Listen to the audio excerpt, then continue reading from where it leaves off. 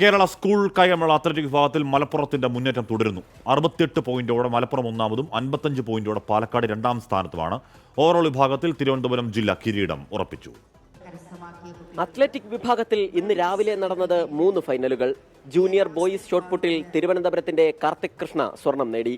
വിദുര government vocational higher secondary school വിദ്യാർത്ഥിയാണ്. Sub junior girls ഷോട്ട്പുട്ടിൽ കണ്ണൂരിനാണ് സ്വർണം. കീഴന്തൂർ UP സ്കൂളിലെ കെ അൻവികയാണ് സ്വർണം നേടിയത്. സീനിയർ ആൺകുട്ടികളുടെ ഹൈജമ്പിൽ കോട്ടയത്തിന് സ്വർണം.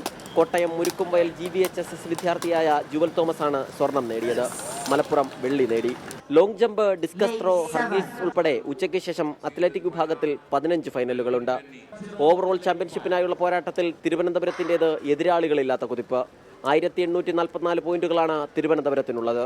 741 പോയിന്റുമായി തൃശൂരാണ് രണ്ടാമത്.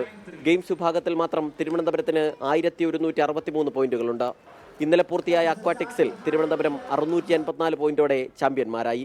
ഓവറോൾ കിരീടപ്പോരിൽ തിരുവനന്തപുരത്തിന് ഇനി എതിരില്ല. ഇൻക്ലൂസീവ് സ്പോർട്സിലും അക്വാറ്റിക്സിലും കിരീടം നേടി. ഗെയിംസിൽ കിരീടം ഉറപ്പിച്ചു. ഇനി അറിയാനുള്ളത് ആവേശകരമായ അത്ലറ്റിക്സിൽ ആര് കിരീടം നേടുമെന്നത്. ക്യാമറാമാൻ VS മനീഷിനൊപ്പം സലിം മാലിക്, 24 കൊച്ചി.